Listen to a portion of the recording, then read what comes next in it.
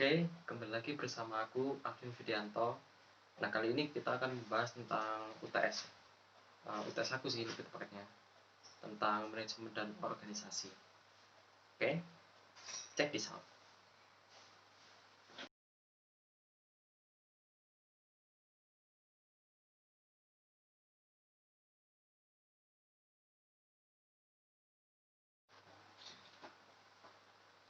Nah, seperti yang telah kalian lihat di gambar pertama tadi itu ada coaching, terus coaching and effective leadership style. Nah, lalu ada interviewing, terus disciplining, lalu yang terakhir ada solving problems creatively. Nah, kita akan membahas itu semua hari ini. Nah, yang pertama nih, coaching. Coaching itu adalah bagaimana seseorang menjadi coach atau pelatih bagi orang lain. Nah, coaching sendiri dalam dunia kerja itu sebagai pelatih, leading, terus pengarahan bagi karyawan untuk mencapai target perusahaan. Nah, skill coaching ini hanya diperlukan pada fungsi leading saja. Oke, misalnya nih, dalam sebuah perusahaan itu ada rekrutan sales baru. Nah, sales itu akan dibimbing terlebih dahulu, maksudnya itu di training dulu dalam pekerjaannya oleh coach dalam perusahaan tersebut. Oke, selanjutnya ada coaching and effective leadership style. Artinya apa? Artinya adalah memilih gaya kepemimpinan yang efektif. Nah, maksudnya efektif itu apa sih? Maksudnya efektif itu di sini adalah bagaimana cara seorang pemimpin yang efektif dengan menentukan target atau tujuan tinggi dalam memanfaatkan waktu dan sumber daya yang ada. Jadi dalam perusahaan itu uh, tujuannya itu besar, tetapi sumber dayanya itu seminimal mungkin. Misalnya nih, ada seorang manajer dalam perusahaan, dia merencanakan sebuah tujuan dan strategi usaha. Nah, sebagai seorang manajer, dia harus pinter-pinter nih melihat kondisi yang ada dalam perusahaan. Bagaimana dia akan mengambil langkah ke depannya dengan sumber daya yang ada dalam perusahaan tersebut. Jadi, memaksimalkan sumber daya yang ada untuk tujuan besar dalam suatu perusahaan. Tujuan besar dengan sumber daya sedikit itu maksudnya seperti mungkin gini, modal sedikit tapi untung banyak. Nah, itulah efektivitas. Oke, selanjutnya ada apa ini, interviewing. Nah, interviewing ini itu adalah wawancara ya seperti kita tahu sendiri. Tentu saja di perusahaan dalam perekrutan pegawainya tentu ada wawancara. Nah, skill wawancara di sini diperlukan pada fungsi organizing dan leading tentunya. Kenapa kenapa organizing dan leading? Nah, seorang pewawancara setidaknya memiliki wawasan seputar organisasi dan leading dalam perusahaannya. Karena ya bayangkan saja kalau misalnya nih Anda nggak punya wawasan tersebut, Anda bisa-bisa yang malah akan ditanya balik oleh yang diwawancara kan. Nah, syukur-syukur bisa jawab. Kalau enggak kan gimana? Oke, terus contohnya ya seperti HRD mewawancarai rekrutmen baru. Ya ditanyain kelebihan dan kekurangan, terus alasan masuk perusahaan, skill yang dimiliki, dan lain-lain. Oke, kemudian selanjutnya ada disciplining. Oke, disciplining artinya adalah bagaimana sikap seorang manajer dalam mendisiplinkan pegawainya. Skill disciplining ini di sini diperlukan pada fungsi leading dan controlling. Kenapa leading dan controlling? Ya, sebelum Anda mendisiplinkan orang lain, Anda harus bisa mendisiplinkan diri sendiri, menjadi pemimpin dan mengontrol diri sendiri sebelum Anda mengontrol orang lain. Ingat itu. Oke, contohnya nih, misalnya seorang manajer itu membuat seperti apa ya, scheduling atau target perusahaan. Terus para pegawai itu harus mengikuti schedule atau jadwal yang telah ditetapkan, lalu bekerja dengan target yang telah ditentukan, tidak boleh telat. Nah, itu merupakan kedisiplinan dalam perusahaan. Oke, selanjutnya yang terakhir ada solving problems creatively. Nah, itu maksudnya adalah bagaimana seorang manajer memecahkan masalah yang ada dalam perusahaan secara kreatif. Kreatif di sini itu maksudnya dalam artian itu dengan melihat kondisi yang ada, lalu manajer dapat melihat titik tengah permasalahan tersebut, lalu menyelesaikan masalah dengan kesalahan atau dampak seminimal mungkin.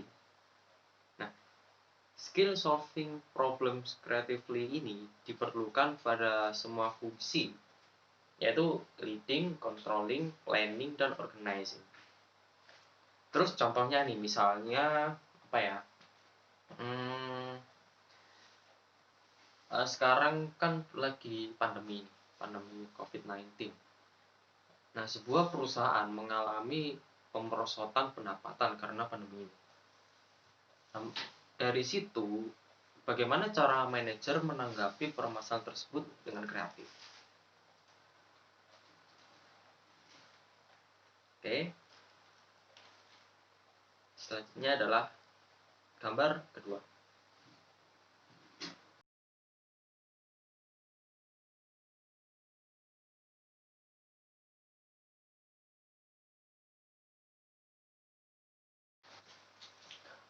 Oke, setelah kalian lihat di gambar kedua itu menjelaskan management function. Nah, apa yang seorang manajer itu lakukan dalam sebuah perusahaan? Nah, yang pertama tentunya planning. Planning itu seperti apa ya? Kita konsep gitu. Kita membuat rencana, kita mendefinisikan tujuan, menetapkan strategi untuk mencapai tujuan tersebut, serta mengembangkan rencana untuk mengkoordinasikan kegiatan-kegiatan yang ada di dalam perusahaan. Oke, selanjutnya adanya organizing. Kita sebagai manajer juga sangat penting untuk mengetahui organizing yang baik itu kayak gimana. Nah, organizing itu apa sih? Maksudnya di sini itu adalah menentukan tugas apa saja yang dikerjakan, siapa yang mengerjakan, lalu bagaimana tugas itu dikelompokkan, lalu siapa saja yang melapor kepada siapa gitu misalnya, dan di tingkat mana keputusan harus dibuat. Nah, seperti itu. Oke, selanjutnya ada leading. Tentu sangat pasti ya, untuk seorang manajer itu harus ada leading tentunya di dalamnya. Nah, leading itu apa? Di sini tuh maksudnya adalah kegiatan memotivasi apa ya, bawahan, apa ya, jangan bawahan, ini kegiatan untuk memotivasi pegawai-pegawainya. Nah, mengarahkan, menyeleksi seluruhan, maksudnya menyeleksi komunikasi yang ada itu sehingga bisa efektif, lalu memecahkan konflik. Kurang lebih seperti itu sih untuk yang leading. Oke, untuk yang controlling itu seperti kita itu mengontrol seluruh kegiatan yang ada di sebuah perusahaan. Kita kayak memonitor gitu, membandingkan dan mengoreksi pekerjaan untuk memastikan bahwa semua orang yang ada di dalam perusahaan itu telah mencapai apa yang telah direncanakan, telah mencapai target yang telah ditentukan, telah mencapai tujuan dari suatu perusahaan. seperti itu. Nah, sekarang lanjut ke gambar ketiga.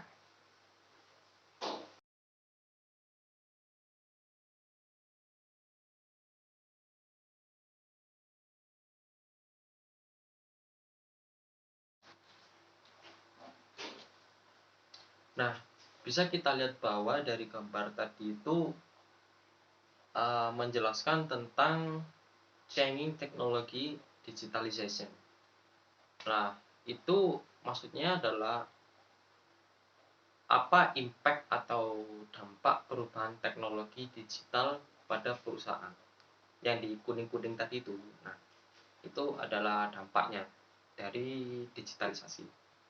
Oke, yang pertama ada shifting organizational boundaries atau menggeser batasan organisasi. Nah, menggeser itu apa ya? Seperti maksudnya itu begini, menggeser itu adalah mungkin yang dulunya itu sebuah perusahaan hanya sebatas melayani di toko atau cabang toko atau toko offline gitu lah, toko offline ya dulu ya. Nah, sekarang dengan adanya digitalisasi, sebuah perusahaan bisa membuka toko online melalui platform website maupun aplikasi, sehingga dapat mengurangi biaya infrastruktur fisik seperti harus menyewa atau membeli tempat untuk dijadikan toko dan lain sebagainya. Nah, itu udah nggak ada lagi di digitalisasi. Kita bisa pakai online, kita bisa pakai website atau aplikasi. Nah, itu akan meningkatkan keuntungan perusahaan karena sekarang memang era digitalisasi ya, semua kepingin instan. Nah, ini merupakan peluang besar nih bagi perusahaan untuk menarik konsumen. Oke, selanjutnya ada apa ini? Virtual workspace. Maksudnya apa sih? Virtual workspace itu adalah tempat kerja virtual. Nah, di sini itu seperti yang saya jelaskan tadi bahwa perusahaan lebih dapat berhemat. Jadi tidak perlu lagi menyiapkan infrastruktur fisik, cukup infrastruktur secara digital saja, yaitu seperti membuka toko secara online. Itu akan membuat harga produk menjadi lebih murah, dan pada akhirnya para konsumen juga akan dapat diuntungkan. Oke, selanjutnya apa ini? More mobile workspace. Salah. Oke, selanjutnya yaitu lebih banyak tenaga kerja mobile. Ya, tentu saja akan semakin banyak tenaga kerja di bidang IT setelah dirubahnya perusahaan menjadi digitalisasi untuk pengoperasian perusahaan tersebut. Nah, teknologi informasi dan sistem informasi yang baik sangat diperlukan pada perusahaan digital saat ini. Sangat penting sekali itu. Oke, kemudian ada apa ini? Flexible work arrangements atau pengaturan kerja yang fleksibel.